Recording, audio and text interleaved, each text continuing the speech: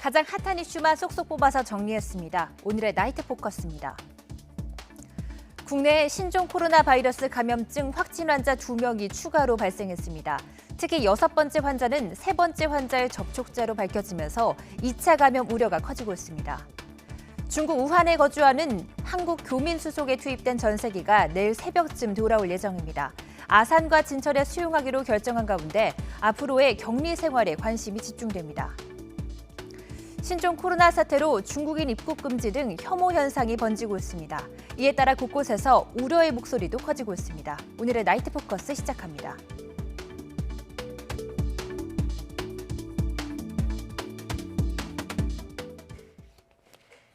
먼저 오늘의 패널 두 분 소개해드리겠습니다. 설대우 중앙대 약학대학 교수 최진봉 성공회대 교수 나오셨습니다. 안녕하세요. 네, 안녕하세요.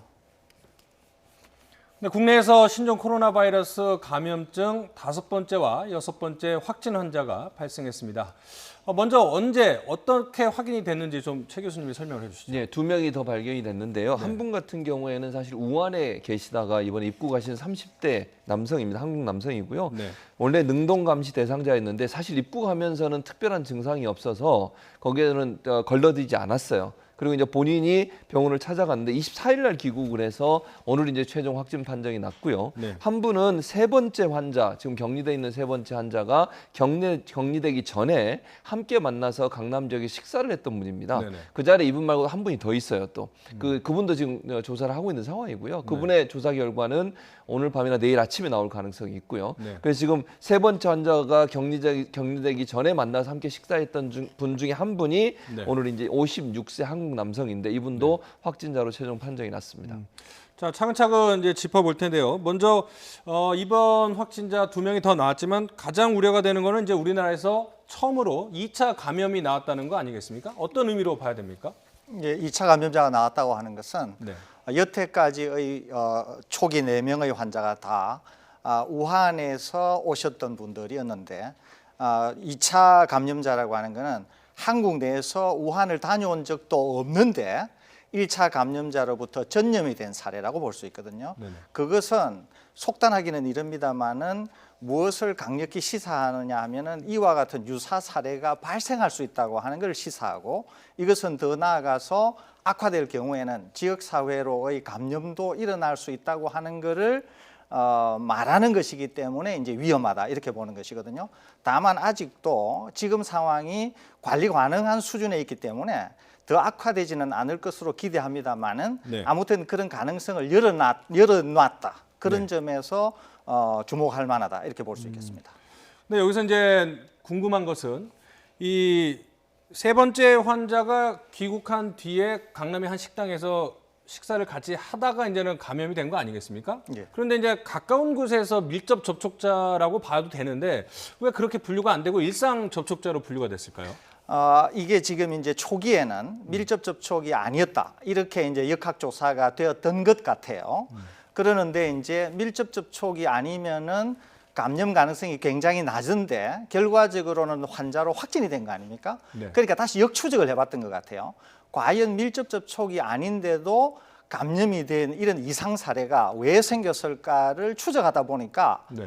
실제로는 식사를 했던 정황이 있었고 그렇다고 하면은 밀접 접촉이었기 때문에 밀접 접촉에 의한 우리가 알고 있는 네. 그와 맞아 떨어지기 때문에 현재까지 우리가 운행하고 있는 네. 행하고 있는 그런 방역 시스템이나 역학조사나 이런 것들은 제대로 워킹한다 이렇게 볼 수 있는 거거든요. 네. 만일에 식사를 하지 않고 그냥 스쳐 지나가듯이 환자와 만났는데도 감염이 되었다 이렇게 하면은 방역에 또는 역학조사에 대한 기본 개념 자체가 완전히 흐트러지면서 그렇죠. 네. 완전히 아주 엉망진창이 되거든요. 그런데 적어도 지금 단계로 봐서는 새로운 2차 감염자가 네. 밀접 접촉자였고 우리가 알고 있는 그런 방식으로 전파가 된 것 같은데 네. 아무래도 역학조사를 하는 동안에는 네. 미처 확실하지 않아서 걸러지지 못했던 그런 상황이 아니었나 이렇게 네. 평가가 됩니다. 지금 말씀 중에 이제 급하게 전화 연결을 시도를 할 텐데요. 이 중국 우한에 체류하던 우리 국민들을 태우고 올 전세기가 얼마 전에 이제 우한공항에 잠시 뒤에 우한공항에 도착할 예정이라고 합니다. 현재 우리 국민들 이 공항에 도착해서 수속과 검역 절차를 밟고 비행기 탑승을 기다리고 있다고 합니다. 익명을 요청하신 분인데요. 우한공항에서 우리 국민 한 명이 지금 전화로 연결되어 있습니다. 안녕하세요. 네, 안녕하세요. 지금 그러니까 공항에서 전세기를 기다리고 계시는 건가요? 네, 맞습니다. 지금 방금 공항에 도착했고요. 네. 그 건강 상태 조사서랑 그런 거 이제 그 신청서를 쓰고 기다리고 있습니다. 전세기가 몇 시쯤에 도착할 예정으로 알고 계십니까? 도착 시간까지는 정확하게 모르겠는데 저희가 전달받기로 출발 시간이 3시, 새벽 3시, 예, 현지 시간으로 그 정도쯤이라고 알고 있습니다. 아, 새벽 3시요. 지금 거기 현지 시간이 몇 시죠? 네. 지금 이제 9시 47분 됐습니다. 아, 저희가 이제 1시간 빠른데요. 그러면 네네. 지금 공항에는 몇 분 정도 모인 걸로 지금 보이세요? 어린 짐작으로 한 300분 정도 계신 걸로 보이네요. 네, 정부 발표로는 한 370분 정도 될 거라고 하는데 대부분 지금 뭐 네네. 어림짐작이시겠지만 대부분 이제 공항에 모이신 걸로 이제 추정을 할 수 있겠군요. 네. 물론 이제 신청하신 분들이 정부의 허가를 받아서 이제 돌아오시는 건데 지금 모이신 분들을 보면은 어떤 분들이 많습니까? 뭐 고령자 아니면 가족 단위 어린이 어떻게 보이시나요? 지금 연령대는 전체적으로 다 있습니다. 그 아기들도 많이 보이고 네. 뭐 어머니, 아버지 또 분들도 많이 계시고요. 지금 비행기를 네. 탑승하기 위해서는 중국 당국의 어떤 검역을 받아야 되는 건가요? 지금 저희는 아직까지 뭐 그냥 공항에만 도착한 상태인데요. 그냥 체온 체크만 한 상태입니다. 그러면 아직 출국 수속은 밟지 않은 상황인 건가요? 네네네. 그러면은 뭐 출국 수속을 받을 때 검역을 받아야 되는지 순조롭게 진행될지 이거는 아직 뭐 들은 게 없으신 것 같군요. 네, 없습니다. 지금 우한에서 오시는 분들 아니면 그 인근 지역에서 오시는 분들이 공항까지 오는 게 교통편이 좀 마땅치 않다 이런 얘기도 있었는데 어떻게 오셨습니까, 선생님은? 저희 여기 영사관에서 이제 그 공항 근처 이제 사람들 많은 지역을 몇 군데를 선정을 해가지고요. 네. 이제 그쪽에서 이제 모여서 오신 분들이 대다수고요. 그거 외에는 이제 자가 차량 아니면은 중국 지인분들 차량을 해서 이렇게 오신 분들이 보입니다. 네. 지금 지금 화면에서는 오늘 오전 우한 공항 상황 보시는데 뭐 대부분이 아니고 전부 이제 마스크를 썼고 당국에서도 중국 공항 당국에서도 철저하게 검역 검사를 하는 모습을 저희가 확인할 수 있는데 우한에 여전히 많은 한국인들이 계시고 공항에 지금 오신 분들 제외하고 여전히 머물고 계신 분들도 있지 않을까요? 지금 제가 알기로는 요번에 이제 대부분 다 나오고 계신 걸로 알고 있는데 제가 그것까지는 잘 모르겠습니다. 그러면 지금 전세기가 보내진다라는 소식을 듣기 전까지 이 중국에 머무시면서 조금 걱정도 많이 하셨을 텐데 어떤 생각으로 좀 버티셨는지 좀 궁금합니다. 저희는 일단은 저희 건강을 최우선적으로 생각을 했고요. 그다음에 네. 이제 한국에 계신 가족들이 걱정을 많이 하시기 때문에 네. 이제 한국 뉴스에 보면은 되게 자극적인 동영상이나 사진들이 되게 많이 보이시더라고요. 이제 그걸 보고 걱정을 많이 하셨는데 저희가 이제 계속 안심시켜 드리고 저희 건강 관리 계속하면서 그렇게 이제 한국으로 갈 수 있겠다는 생각만 하면서 버텼습니다. 네. 뭐 영상 말씀하셨는데 뭐 실제로 식자재를 구입하거나 식료품을 구입하는데 어려움은 없으셨는지 아니면 병원이나 약국 가는 데는 불편함이 없으셨는지도 궁금합니다. 저희는 일단 병원이랑 약국은 아예 근처를 안 갔고요. 네네. 그다음에 식자재 같은 경우는 편의점이 문 연대가 그래도 좀 있어가지고 그쪽에서 이제 주로 라면 종류 사가지고 해결하곤 했습니다. 혹시 그 우한에 머무시면서 거기에 계시는 우리 국민 중에 조금 증상이 있다거나 이런 얘기는 혹시 교류가 되거나 정보 공유가 됐나요? 어떻습니까? 저희 여기 이제 그 대화방을 만들어 가지고요. 그런 거 관련해서 정보 공유를 하고 있는데 아직까지는 그런 증상이나 그런 분들이 있다고 얘기는 전혀 못 들었고요. 네네. 지금도 여기 계신 분들 보면은 마스크를 다 착용하고 있어서 얼굴은 안 보이지만 뭐 딱히 어디 아파 보이시는 분은 안 계세요. 자, 이제는 전세기가 도착을 하고 우리 시간으로는 이제 내일 아침 한 6시 반쯤에 도착할 예정인데 그 이후에는 한 2주간 격리 시설에 머무르셔야 되는데 어떻습니까? 지금 심정은요?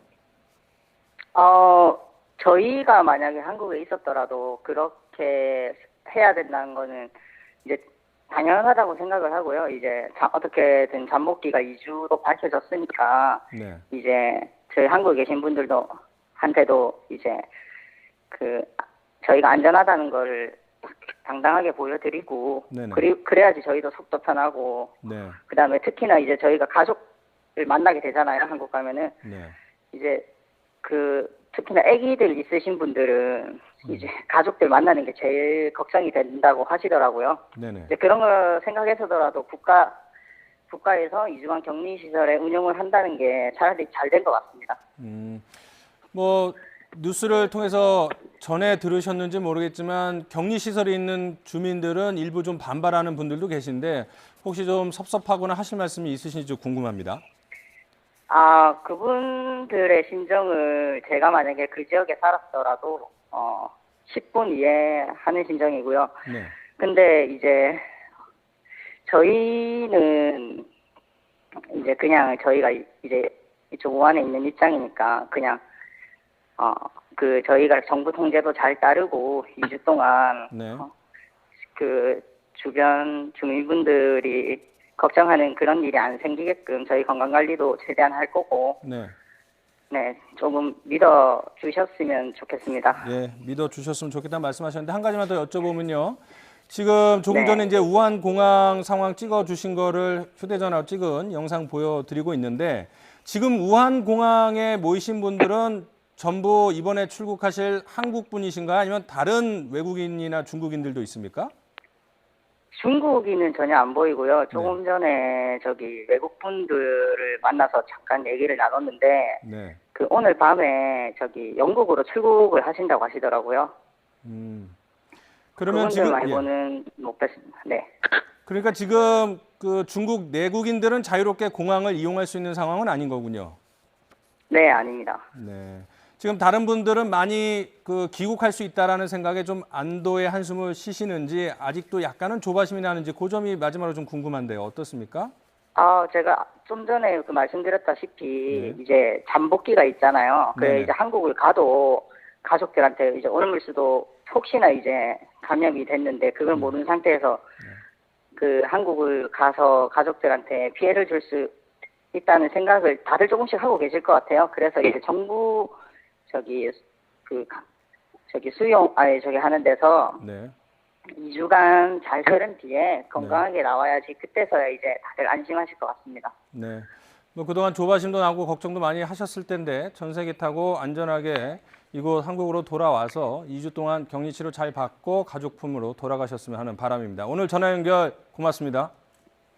네, 알겠습니다. 자, 이번에 추가 확진자 나왔다는 소식 다시 한번 이제 전문가 두 분하고 계속 이야기를 나눌 텐데요. 이제 저희가 같이 식사를 했던 분인데 왜 밀접 감시자 대상자로 선정을 안 했냐 이 부분을 얘기하고 있었는데 근데 이분은 일상 감시 대상자로 분류되지 않았습니까? 그렇습니다. 근데 이분이 그러니까 세 번째 환자가 예. 더 많은 사람들을 접촉을 했다면 일상 감시 대상자로 분류됐던 사람들도 다시 밀착으로 바꿔야 되는 건 아닌지 궁금합니다. 이제 그거는 좀 더 면밀히 체크를 해봐야 되는데요. 네. 일단은 3번 확진자가 네. 지금 이제 6번 확진자와 처음에는 네. 밀접 접촉자가 마치 아닌 것처럼 이렇게 알려졌지 않습니까? 네네. 실제로 밀접 접촉자가 아닌데도 6번 환자가 되었다고 하면 네. 이제 일상적으로 감시되고 있는 자가격리가 아닌 또 밀접한 감시를 하지 않는 그 수많은 사람들을 완전히 새로 다 검사를 했어야 되겠죠. 그런데 이제 실제로 확인을 해보니까 6번 환자가 밀접 접촉자였다고 하는 것은 이제 확인이 된 셈이에요. 그러니까 그런 점에서는 안도의 한숨을 쉴 수는 있지만 문제는 이제 거기에 그치는 게 아니라 2차 감염자가 생겼다는 거예요. 그렇죠. 예, 2차 감염자가 생겼기 때문에 우리가 평소에 생각하던 것보다는 더 주의를 기울여서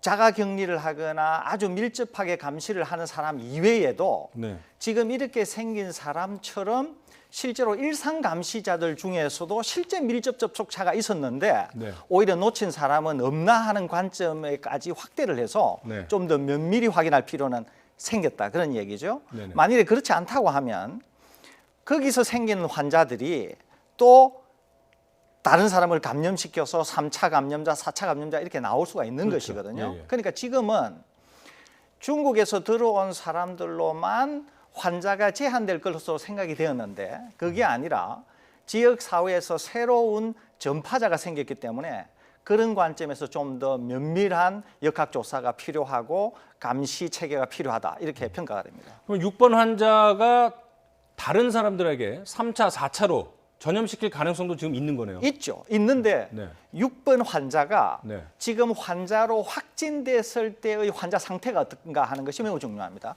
6번 환자가 환자로 확진이 될 때 네. 열도 좀 많이 나고 그래서 몸에 바이러스도 좀 많은 상태에서 확진이 되었다. 이렇게 네. 하면은 네. 그 전 단계에서부터 사람들을 일상적으로 돌아다니면서 만날 가능성이 있겠죠. 네. 그런데 그게 아니라 6번 환자가 확진이 될 때 이미 감시 체계에 있었던 사람이기 때문에 조금만 변이가 생겨도 레포트를 할 가능성이 있었어요. 그렇기 때문에 매우 빠른 시간 내에 약간의 변화가 있었을 때 네. 확진이 되었다고 하면 네. 아무래도 딴 사람들을 만날 때 몸에 다량의 바이러스를 가지지 않은 상태에서 만났을 가능성이 있죠. 그럴 경우에는 감염의 위험이 굉장히 낮아지는 거거든요. 네. 그러니까 지금 역학조사를 통해서 6번 환자가 확진될 때의 상황과 그 부근에 어떤 사람들을 만났나 하는 역학조사가 매우 중요하다고 볼 수 있겠습니다. 네네. 자, 그러면 이제 6번 환자가 이제 세 번째 확진자에게 감염이 된 상태인데요. 이 세 번째 확진자의 이동 경로를 한번 살펴보는 게 좀 중요할 것 같습니다. 자, 22일 날 강남 성형외과를 갔고 식당을 갔는데 여기서 이제는 감염이 된 거죠. 그리고 그 당일날 강남 호텔도 갔었고요. 다음 날은 한강 편의점도 갔었고 다시 강남의 음식점 갔었고요. 또 그 다음 날 강남 성형외과를 갔었고 일산의 카페도 갔습니다. 그러니까 다중 이용 시설을 많이 이용을 했습니다. 그리고 이제 궁금한 것은요. 24일부터 25일까지 일산에 있는 어머니 자택에서 하루를 묵었는데 자, 이제 궁금한 것은 이때 의심 증상이 있어서 1339에 전화를 해서 이제 격리가 된 거 아니겠습니까? 예, 예. 근데 이제 궁금한 것은 이때 식당에서 식사를 하신 분이 6번째 확진자가 됐는데 그렇다면 하룻밤을 같이 한 어머니는 음성이 나오지 않았습니까? 그렇습니다. 예. 또 86살의 고령이신데 그렇습니다. 어떻게 음성이 나왔을까요? 아, 그럴 수 있습니다. 자, 지금 식사를 한 날로부터 어머니까지의 경과 중에 이 환자에게서 실제로 저 때가 잠복기라고 해볼게요. 잠복기라고 하면 바이러스의 양이 극도로 낮았을 수가 있고 그러면은 실제로 접촉하더라도 바이러스를 옮길 가능성은 굉장히 적어요. 심지어는 어머니를 만나서 하룻밤 묵었을 때도 여전히 몸에 심각한 바이러스를 가지고 있지 않았다고 본다고 하면 자기 바이러스를 어머니에게 대량으로 노출할 가능성은 아주 적은 거죠. 어머니가 비록 고령이기는 하더라도 어머니가 충분히 감염이 될 정도로 연약한 그런 상황이 아니었다고 하면은 약간의 바이러스에 노출되었던 어머니는 충분히 감염이 안 될 가능성이 있는 그런 정황이라고 보겠습니다. 그러면은 이때 22일, 23일 요때 접촉한 분들 중에 감염됐을 가능성이 더 높다는 말씀이십니까? 아니죠. 그때는 네. 감염 가능성이 훨씬 낮다고 낮죠. 봐야 되겠죠. 왜냐하면은 바이러스가 일단 몸에 침입하면 시간이 지날수록 그러니까 이제 잠복기가 길어질수록 일반적으로 바이러스가 많아지거든요. 몸 안에서. 그렇겠죠. 그러면서 바이러스가 충분히 많아지면 발열 증상을 보이면서 이제 기침하고 각종 증상이 나타나는 거거든요. 그런데 지금 이제 어머니께로 가보면은 어머니와 하룻밤을 묵었는데도 어머니가 감염이 안 된 거잖아요. 어머니는 상당히 밀접하게 접촉한 분이거든요. 근데 그 전에 있는 분들은 어머니보다는 바이러스의 노출을 훨씬 적게 당했었겠죠. 실제로 밀접 접촉을 했다고 하더라도 그런데 그렇지 않은 경우인데 많은 분들은 오히려 밀접 접촉이 아닐 가능성이 훨씬 많아요. 그런데 어머니가 밀접 접촉을 했는데도 어머니는 완전한 음성이기 때문에 이분들에게 역학조사를 해서 실제로 감시 감독을 해야 되겠지만 그럼에도 불구하고 지금 이 환자 자체가 이미 통제 범위 내에 있었기 때문에 여러 가지 정황을 고려하건대는 지역사회의 감염은 이 상황으로 볼 때는 그래도 상당히 낮은 수준이지 않을까 이렇게 평가가 된다는 거죠. 그 이제 뭐 이 세 번째 확진자가 여러 곳을 돌아다녔기 때문에 왜 이렇게 많이 돌아다녔냐 뭐 이런 비난도 있었지만 뭐 마스크도 쓰고 좀 본인 나름대로는 좀 조심했다라는 그런 얘기도 있습니다. 자, 근데 궁금한 것은요. 그러면 지금 정부에서 이 강남 성형외과가 어디인지, 식당은 어디인지, 한강편이지 물론 기사에는 다 보도가 됐지만 이런 것들을 공개를 해서 이때 지나가셨던 분들 좀 스스로 주의해라 이렇게 주의를 주는 게 필요한지 아니면 혼란을 막기 위해서 공개를 안 하는 게 맞는지 그것부터 궁금합니다. 투명하게 공개를 해야죠. 투명하게 공개를 해서 우리는 이제 메르스를 통해서 충분히 교육이 되었고 우리가 많은 것을 알지 않습니까? 숨길 이유가 없는 거죠. 본인을 보호하기 위해서 또 지역사회의 감염을 막기 위해서라도 투명하게 공개하고 혹시 동선이나 시간이 겹치는 분들은 몸에 조금이라도 이상이 생기면 1339에 콜을 한다거나 아니면은 여러 가지 형태로 케어를 받을 수 있는 그리고 남에게 전파를 억제할 수 있는 그런 수단들이 있잖아요. 그런 걸 강구할 수 있기 때문에 충분히 투명하게 공개하는 것이 오히려 방역에 더 도움이 된다 이렇게 볼 수 있겠습니다. 그렇다면 얼마 전에 문재인 대통령이 그 현장을 방문해서 국립의료원을 방문했을 때 얘기를 했죠. 그 투명하게 그리고 소상하게 즉각 국민에게 공개하라 이렇게 얘기를 했는데 오늘 같은 경우에는 처음으로 2차 감염자가 났기 때문에 이제 우려가 커지는 상황에서 지금 질병관리본부에서는 브리핑도 안 했고 문자로만 이 확진자 발생 사실을 알렸다고 했는데 그 이유를 들어보니까 이제 정확한 경로 같은 게 이제 추가로 파악이 필요하다 이렇게 얘기를 했거든요. 그 설명에 대해서는 어떻게 보세요? 한편 이해는 됩니다. 왜 그러냐면은 정부 입장에서는 2차 감염자가 생길 것을 준비는 했겠지만 제 생각으로는 생각보다는 좀 빨리 생기지 않았나 이런 생각이 듭니다. 그리고 2차 감염자가 생겼다고 하는 것은 다른 2차 감염자가 또 생길 가능성을 이렇게 얘기하는 것이거든요. 그렇기 때문에 2차 감염자가 생긴 이 동선을 비교적 투명하게 공개해야 되는데 아직까지 2차 감염자의 이 동선이 완전히 세세하게 파악이 되지 않은 게 아닌가 하는 생각이 들어요. 그래서 아마 내일 정도 되면 완전히 파악한 상태로 혼란을 좀 덜 주기 위한 일종의 뭐 좀 정리라고 할까요? 그런 점에서 시간을 들여서 좀 더 정리된 상태로 훨씬 더 투명하게 발표하려고 해서 아마 이러지 않나 생각이 되고 그렇기 때문에 조금 더 지켜보면 투명하게 아마 공개될 것으로 그렇게 생각이 됩니다. 그러니까 투명하고 즉각적인 그 공개라는 것은 결국은 정확한 정보라는 의미가 있는 거기 때문에 예, 그렇습니다. 섣불리 공개를 해서는 좀 부작용이 있을 수 있다 이런 지적이셨습니다. 자, 그럼 여기서 세 번째 확진자 설명드렸는데 그렇다면 첫 번째, 두 번째, 네 번째 확진 환자들과 접촉했던 그런 분들의 건강 상태 어떤지 또 현재 어디에 계신지 이런 것도 관심인데요. 차정윤 앵커가 정리했습니다. 네, 국내 첫 확진 환자인 1번 환자는 우한에 사는 35살 중국인 여성인데요. 지난 19일 여행자 한국을 찾았다가 하루 뒤인 20일 최종 확진 판정을 받았습니다. 모두 95명을 접촉했는데 이 가운데 12명은 이미 출국한 상태입니다. 2번 환자는 우한에서 근무했던 첫 한국인 환자죠. 22일 귀국했다가 24일 확진 판정을 받았습니다. 이미 출국해서 우리나라를 떠난 4명을 포함해서 총 75명을 접촉했습니다. 세 번째 확진 환자 역시 중국 우한시에 사는 54살 한국인 남성이었습니다. 명절을 맞아 지난 20일에 귀국해 사흘 뒤 기침과 증상이 나타났고 27일에 확진 판정을 받았는데 모두 95명을 접촉했습니다. 또 55살 남성인 네 번째 환자는 접촉자 수가 172명으로 가장 많았습니다. 지난 20일 중국 우한에서 인천공항으로 귀국했는데 입국 7일 만인 28일 검사 결과에서 양성으로 확인됐습니다. 네, 차정윤 앵커가 전해드린 대로 1번, 2번, 3번, 4번을 보면요. 1번 환자는 35살의 여성이고 중국 국적이고요. 나머지 세 분은 다 우리 국민입니다. 55살의 남성, 54살의 남성, 55살의 남성인데요. 확진 일자를 보면 1월 20일 날 첫 번째 환자가 나왔고요.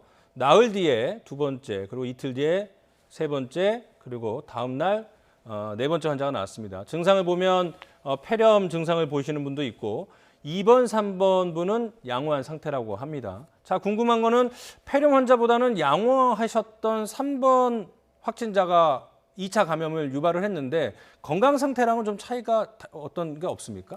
사실은 건강 상태하고 바이러스 전파력하고는 상당히 밀접한 관계가 있습니다. 사실은. 네. 왜냐하면 건강 상태의 위중함 정도가 네. 몸에서 나오는 바이러스의 양과 밀접한 관계가 있거든요. 몸에서 바이러스가 많이 나오면 나올수록 전파를 훨씬 많이 시킬 수 있습니다. 소위 슈퍼 전파자가 될 가능성이 많은 거죠. 그러니까 본인이 굉장히 위중하다. 그러면은 바이러스에 완전히 지배를 당해서 바이러스가 몸에서 대량으로 만들어져서 바깥쪽으로 배출된다는 얘기거든요. 네. 그런데 그러면은 왜 이 환자들은 상태가 심각하지 않은데 특히 3번 환자는 네. 그렇게 네. 됐느냐? 확진 환자가 되고 나서 지금 병원에 입원을 해서 치료를 받은 결과를 우리가 보고 있는 거거든요. 아, 예, 예. 그죠? 네. 그러니까 입원이 되기 전에 환자는 자기의 바이러스를 남에게 퍼뜨릴 정도의 상황이었던 거예요. 그대로 뒀으면 굉장히 위험할 수도 있었던 거죠. 네. 그런데 병원에 격리되어서 적절히 치료를 받으면서 상당히 회복이 된 결과를 우리가 보고 있는 것이거든요. 그렇기 때문에 지금 이 결과만 가지고는 아니 환자가 멀쩡한데 어떻게 옮겼나 이렇게 얘기하기는 어렵다는 거예요. 예. 그렇다면 이분이 이른바 슈퍼 감염자가 될 가능성도 지금은 섣불리 지금 우리 있는 네 환자 그리고 오늘 생긴 두 환자들이 슈퍼 전파자가 되어서 대량의 지역 사회 감염을 일으킬 가능성은 굉장히 낮습니다. 왜 그러냐면 네. 메르스 때로 가보면은 충분히 우리가 설명이 가능한데요. 메르스 때 왜 슈퍼 전파자가 생기고 왜 대량의 그런 지역 감염이 생겼느냐 하면 이것 때문에 그래요. 교육이 덜 되어서 환자가 아무런 준비 없이 그 병원을 찾아가는 겁니다. 그리고 병원에 온 환자도 의료진이 아무런 방비 상태 없이 환자를 맡게 되거든요. 그래서 의료진이 감염이 되게 되는 거죠. 네. 의료진이 또 병원에 있는 환자들이나 보호자를 접촉하면서 또 옮기게 되는 것이거든요. 그러니까 이런 문제가 생겼던 거예요. 네. 그런데 지금은 어떠느냐 하면 우리가 다 알고 있는 환자들이에요. 전부. 그리고 교육이 되어서 병원에 간다 또는 1339에 전화를 한다 이렇게 해서 병원에 올 때도 이미 어느 정도 환자뿐만 아니라 의료진들도 준비가 된 상태에서 환자를 만나는 거거든요. 그러니까 모르고 접촉하고 접촉된 상태로 또 모르고 전파하고 이런 상황이 지금은 생기지가 않는 거죠. 그러니까 지금 한국에 있는 6분의 환자가 슈퍼 전파자가 되어서 대량의 바이러스로 대량의 사람을 감염시키기는 현실적으로 뭐 거의 불가능한 상태다 이렇게 볼 수 있겠습니다. 그러니까 이제 메르스나 사스 사태를 통해서 정부든 의료진이든 우리 국민이든 어느 정도 교육을 좀 효과가 있었다 이렇게 봐야겠군요. 그렇죠. 그런 효과가 있었고 이미 우리가 경험을 했기 때문에 네. 그걸 이제 발판으로 해서 대응 방법들을 잘 매뉴얼을 쌓은 거죠. 네. 또 하나는 지금 이제 교수님 말씀하신 것처럼 기본적으로 지금 확진 환자들은 이미 우리 정부의 의료 체계, 방역 체계의 관심 대상자 중에서 나온 거예요. 그러니까 이게 슈퍼 전파자가 안 되는 거죠. 슈퍼 전파자라고 하는 것은 네. 검역 체계 안에 있지 않는 사람이 외부에 돌아다니면서 막 전파를 하는 거거든요. 그러면 정말 위험하죠. 그거는. 왜냐하면 통제가 안 되는 거 아니겠습니까? 네. 그런데 지금 확진 환자로 분류된 분들 같은 경우에는 어느 정도 증상이 있었고 관심 대상자 안에 포함돼 있어서 스스로도 스스로의 문제에 대해서 적극적으로 관찰하려는 노력을 하고 있었기 때문에 네. 이분들이 슈퍼 전파자가 될 가능성은 낮다고 보여지고요. 네. 그리고 지금 이분들과 접촉한 사람들을 역으로 추적해서 지금 우리가 찾고 있잖아요. 그분들까지 다 관리 대상에 집어넣게 되면 이 슈퍼 전파자가 발생하는 것을 최대한 막을 수 있는 그런 체계가 형성될 것으로 볼 수 있을 것 같습니다. 네. 지금 이제는 실제 사람하고 사람 간의 2차 감염 확인 사례가 해외에서도 지금 발생을 하고 있습니다. 중국 우한에서는 3차, 4차 감염 사례가 나왔다라는 그런 언론 보도도 있습니다. 과연 우리나라 상황 살펴보기 위해서는 외국 사례를 특히 이제 중국 사례를 조금 더 면밀히 분석할 필요가 있는데요. 차정윤 앵커가 정리했습니다. 중국 우한을 방문한 적이 없는데도 기존 확진 환자에 의해 바이러스가 전파되는 2차 감염 사례가 국내에서도 처음으로 발생하면서 공포가 더 커지고 있습니다. 이미 해외 곳곳에서는 2차 감염 사례가 확인됐는데요. 중국 외에도 일본과 독일, 타이완, 베트남에서 2차 감염자가 나왔습니다. 베트남과 타이완에서 나온 2차 감염자는 중국을 방문한 적이 있는 가족으로부터 감염된 것으로 나타났는데요. 일본에서는 중국 우한에서 온 관광객을 태운 60대 버스 운전기사가 확진 판정을 받은 데 이어 같은 버스에 타고 있던 40대 여성 안내원도 추가 감염이 확인됐습니다. ご本人が医療機関を受診された際に武漢市からの旅行者との接触歴が申告があったということで 특히 독일에서 발생한 확진 환자 4명은 모두 중국에 간 적이 없습니다. 한 자동차 정비업체에서 일하는 직장 동료로 상하이에서 독일로 출장을 왔던 중국인 여성에게 감염됐다고 분석하고 있는데요. 그런데 이 여성은 당시 감염 증상이 없었고 중국으로 돌아간 뒤에야 확진 판정을 받았다고 합니다. 감염자가 증상이 없는 잠복기에 다른 사람들에게 바이러스를 옮긴 이른바 무증상 전파 가능성도 제기되고 있는 겁니다. 중국에서는 이미 2차 감염을 넘어서 3차, 4차 감염 사례가 나왔다는 언론 보도까지 나왔습니다. 세계보건기구 WHO도 무증상 감염 가능성을 제기하며 사람 간 사람 감염의 확산 속도에 대해 심각하게 우려하고 있습니다. The continued increase in cases and the evidence of human-to-human transmission outside China are of course both deeply concerning. 앞서 메르스 사태에서도 국내에서는 2차 감염이 발생한 직후 3차와 4차 감염이 빠르게 나타났습니다. 만약 이번 신종 코로나 바이러스의 2차 감염자의 접촉자 중에서도 3차 감염자가 나온다면 관리해야 할 접촉자 수는 기하급수적으로 증가할 텐데요. 중국 방문과 관계없이 모두를 격리하고 바이러스 감염 여부를 검사해야 하는 최악의 상황만은 오지 않기를 바랍니다. 보통은 열이 나거나 기침을 하게 되면 일단은 지금 상황에서는 신종 코로나 바이러스를 의심을 해볼 만한데 지금 논란이 되고 있는 것이 이제 무증상, 그러니까 증상이 없는데 감염을 시킬 수 있는가 이게 논란이 있고 있는데요. 뭐 일부 전문가들은 증상이 없이 전염, 감염시킬 수는 없다 이런 얘기도 나오는데 교수님은 어떻게 보세요? 여기에 약간 좀 오해들이 있어요. 네. 제가 좀 그걸 좀 정리를 해드리려고 하는데 네. 무증상이라고 하는 것 자체가 좀 쉽게 말씀드리면은 잠복 기간이다. 그냥 이렇게 이해하시면 돼요. 그런데 잠복 기간이라고 하는 것을 딱 둘로 나눌 수가 있습니다. 하나가 바이러스가 아주 낮아서 잠복 기간 동안에 바이러스가 뭘 하느냐 하면은 우리 몸의 면역 체계와 바이러스가 전쟁을 하는 거예요. 네. 그래서 우리의 면역 체계가 훨씬 강력하면은 바이러스를 죽여버립니다. 바이러스가 더 이상 살지를 못하는 거죠. 네. 그런데 바이러스가 충분히 힘이 세면은 우리의 면역 체계를 이기면서 바이러스 숫자가 늘어나서 마침내 환자를 제압하고 발열 증상이나 이런 증상을 보이는 것이거든요. 네. 그러니까 잠복기 기간 동안에 바이러스가 만들어지고 네. 잠복기 기간 동안에 두 가지가 있는데 하나가 바이러스가 만들어지는 과정. 그러니까 그때는 바이러스 숫자가 아주 낮아요. 네. 또 다른 하나는 우리의 면역 체계가 워낙 스트롱해서 완전 자연 치유. 그러니까 그거는 감염이 되었는데도 감염되었는 줄을 몰라요.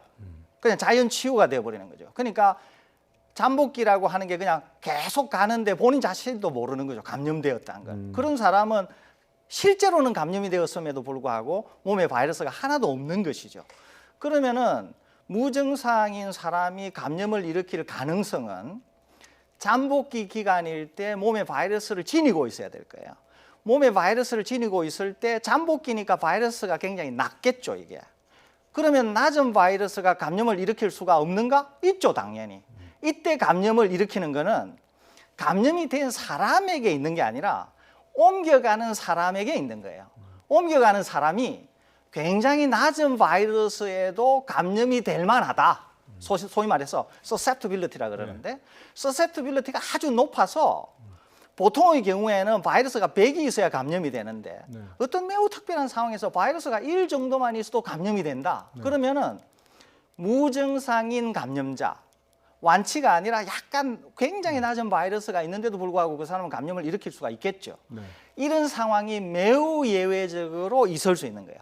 통상인 경우에는 한 사람이 다른 사람에게 바이러스를 전달해서 감염을 하려고 하면 상당히 많은 바이러스가 필요한데 네. 이유는 모르지만 매우 특이한 상황에서는 비교적 상당히 낮은 바이러스로도 감염을 시킬 수 있다. 그러니까 이제 이거 무증상 감염 아니냐 이렇게 보고 있는 것인데 지금 제가 말씀드린 이거를 이해하시면 일어날 수도 있겠네. 그렇지만 매우 제한된 상황에서 일어날 수 있겠네. 이렇게 이해할 수 있을 겁니다. 알겠습니다.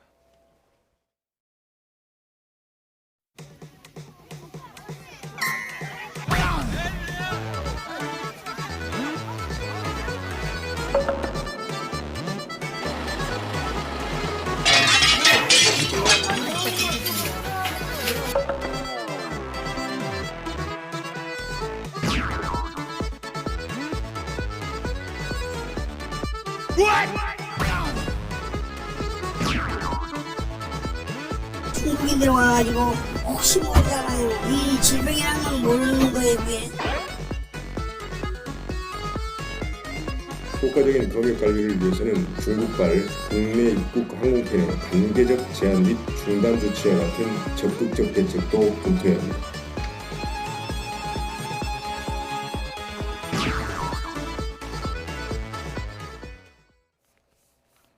예정대로라면 우한에 있는 우리 국민 370여 명을 태운 전세기가 새벽 6시 반쯤에 도착할 예정입니다. 그런데 이제 아시는 것처럼 격리 시설이 있는 진천과 아산 지역 주민들이 강하게 반발을 하고 있습니다. 그래서 이제 걱정인 것은 2차 감염자가 이제 처음으로 나왔기 때문에 혹시나 주민들의 걱정 또는 반발이 커지지 않을까, 제대로 격리 시설로 우리 국민들이 제대로 진입을 할 수 있을까, 이 부분이 좀 걱정은 돼요. 그렇습니다. 지금 현재도 좀 화면에도 봤습니다만 트랙터나 이런 걸 이용해서도 지금 맞겠다고 지금 하고 계시는데 네. 저는 충분히 이해는 합니다. 저분들의 그런 행동에 대해서. 그러나 그럼에도 불구하고 지금 정부가 잘 대응을 하고 있고요. 감염 같은 경우도 지금 이분들이 들어오시게 되면 우한에서 한번 검진을 받지만 만약에 비행기 안에서 증상이 나타나면 바로 내리자마자 격리 치료를 받게 돼 있습니다. 병원으로 바로 가게 돼 있고요. 격리 시설로 오지 않습니다.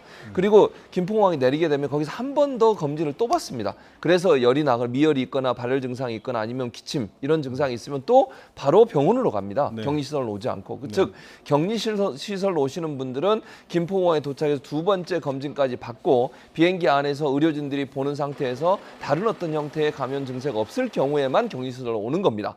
물론 그것도 잠복기가 될 수도 있기 때문에 그래서 14일 동안 격리를 시키는 거거든요. 그리고 격리를 하고 나면 외부와 접촉이 완전히 차단됩니다.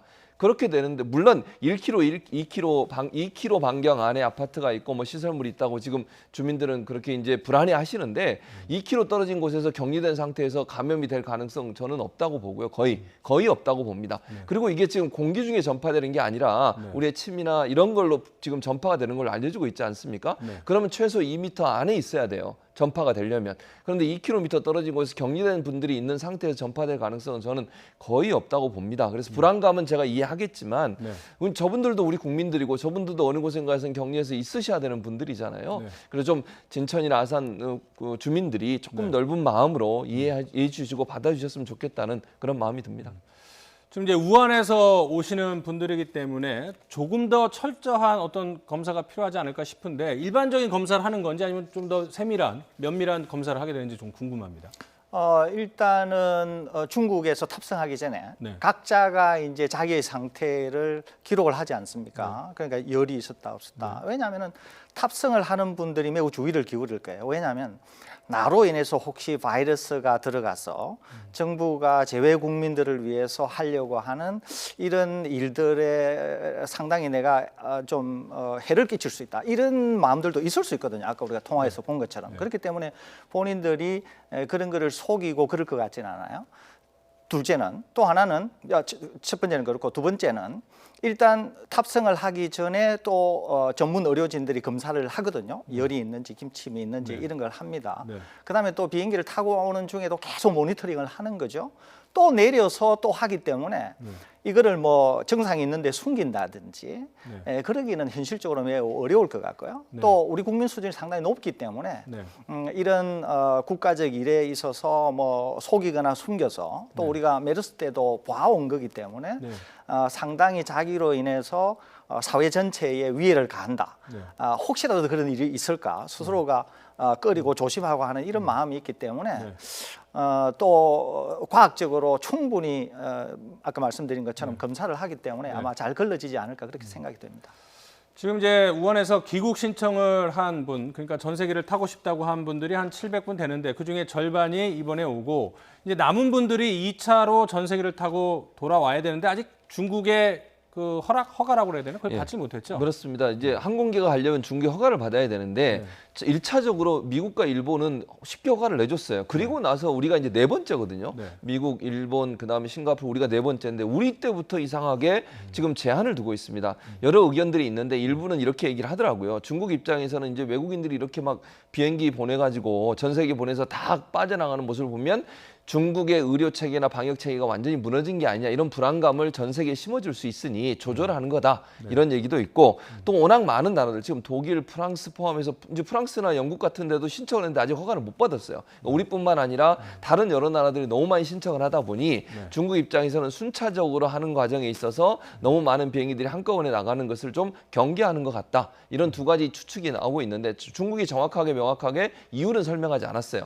다만 순서가 좀 이제 늦어지는 건 분명히 보이고요. 그다음에 떠나는 비행기의 수도 제한을 하는 것으로 보입니다. 그러니까 중국 입장에서는 대외적 이미지도 고려할 것이고요. 또 여러 나라들이 신청하다 보니까 그걸 정리하는 과정에서 시간이 걸리는 부분도 있는 것 같고요. 그래서 우리는 가능한 한 빠른 시간 안에 모든 우한에 있는 국민들을 좀 모셔오고 싶어 하는데 중국이 이걸 허가를 안 내주는 바람에 지금 딜레이가 되고 있는데 우리 정부가 외교부가 적극적으로 나서서 이 부분을 풀겠다고 얘기를 하고 있고 저는 더 열심히 나서서 외교적 노력을 동원해서 빠른 시간 안에 우리 국민들을 물론 증상이 없는 국민들을 데려와야 된다 이렇게 생각을 합니다. 네. 어쨌든 이제 도착을 하면 2주 동안 이제 격리 생활을 해야 되는데 그 격리 시설에서 그 교민들 어떤 생활을 하게 될지 차정윤 앵커가 정리했습니다. 네, 우한에서 전세기로 귀국하는 우리 교민들은 앞으로 2주 동안 아산과 진천의 임시생활시설 건물 안에서만 지내게 됩니다.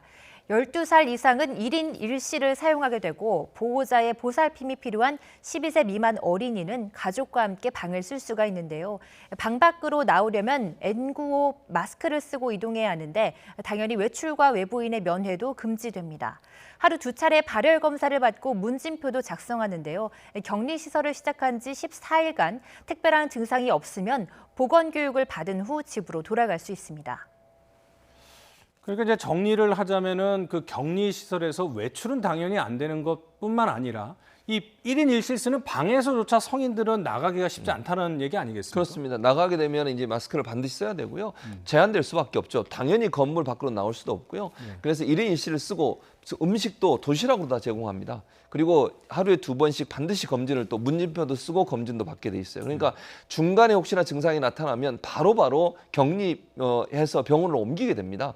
그렇기 때문에 지역에 있는 분들한테 옮길 가능성은 뭐 거의 저는 없다고 보고요. 그런 차원에서 본다고 하면 이분들도 저는 이렇게 생각해요. 본인들 입장에 증상이 나타나면 적극적으로 얘기할 거라고 봅니다. 아니, 치료받아야 되지 않겠습니까? 본인이 이걸 숨기고 있다고 본인한테 도움되는 게 아무것도 없어요. 그래서 조그만 증상이 있더라도 제가 볼 때는 의료진에게 적극적으로 얘기할 거고 그걸 발견하게 되면 바로 격리해서 병동으로 옮기게 되기 때문에 지역 주민한테 크게 피해를 주는 일은 없지 않을까 이렇게 생각이 됩니다.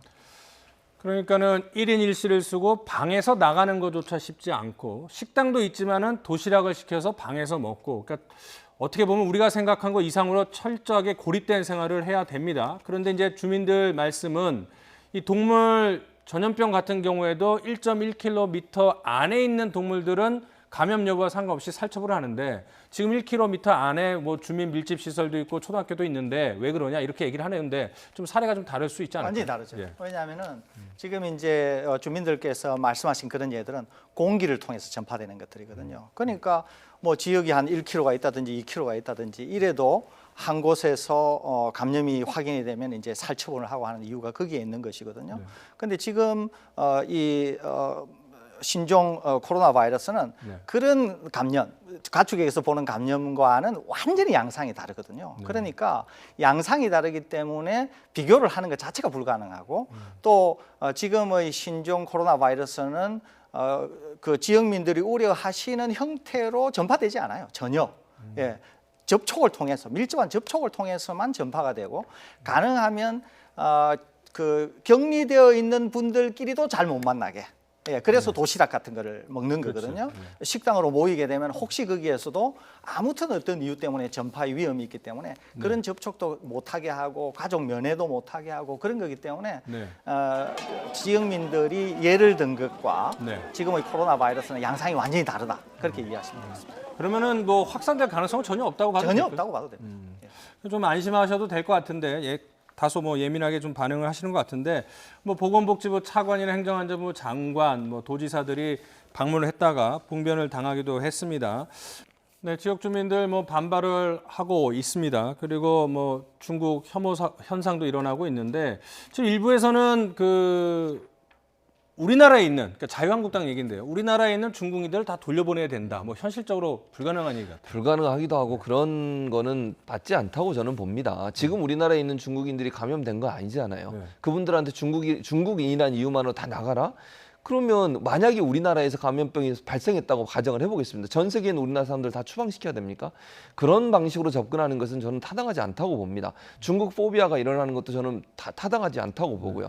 감염에 대해서 우리가 조심하고 감염 가능성이 있는 분들이 들어오는 것을 우리가 경계해야 되지만 이미 우리나라에 살고 있는 중국인들에 대해서 그런 어떤 포비아적인 그런 모습을 보이시는 것은 저는 절대로 바람직하지 않고 국제사회에서 우리나라의 이상이나 우리나라가 다른 나라 가서 우리 국민들이 당할 수 있는 여러 가지 피해들도 함께 고민해 봐야 된다고 저는 보거든요. 그래서 그런 너무 민감하게 반응해서 중국인들에 대해서 뭐 반감을 갖거나 혐오 표현을 하거나 아니면 뭐 욕설을 하거나 이런 일들은 삼가하시는 게 좋다. 그분들이 무슨 감염된 게 아니잖아요, 지금. 그래서 조심할 건 조심하되 그것이 중국인 전체에 대한 어떤 비하나 폄훼 이런 쪽으로 가는 것은 경계할 부분이라는 생각이 듭니다. 그럼 혹시 중국에서 입국하는 관광객들이나 중국인들 상대로 조금 더 검역을 강화할 필요는 있습니까? 아니면 지금 정도로도 충분하다고 보세요? 강화할 필요는 있죠. 왜 그러냐면은 중국 내에서 우한에서 시작되어서 확산이 되고 있는 거거든요. 그리고 지금 확진 환자가 증가하는 것이 J 커브를 그리고 있어요. 그러니까 이제 익스포넨셜이라 그러는데 이렇게 J 커브를 그리면서 급격히 상승하고 있거든요.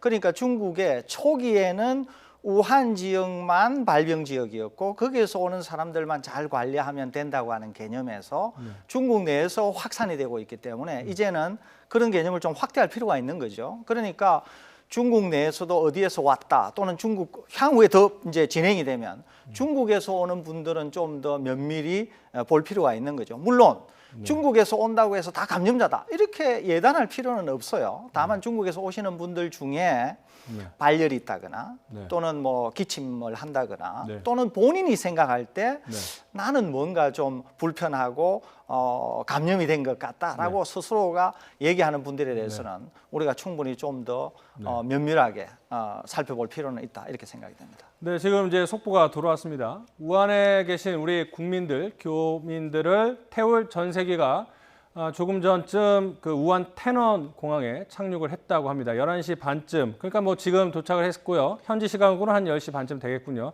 그렇다면은 현지 시각으로 새벽 3시, 우리 시각으로 새벽 4시쯤 검역 과정, 현지에서의 검사 과정에 차질이 없다면 새벽 4시쯤 교민을 태우고 출발을 해서 우리 시간으로 새벽 6시 반쯤에 김포공항에 도착할 예정입니다. 안전하게 김포 태넌 공항에 우한 태넌공항에 전세기가 도착을 했다. 속보 들어온 거 마지막으로 전해드렸습니다. 자, 지금까지 뉴스 나이트 포커스 관련해서 두 분의 전문가와 함께 이야기 나눠봤습니다. 오늘 말씀 고맙습니다.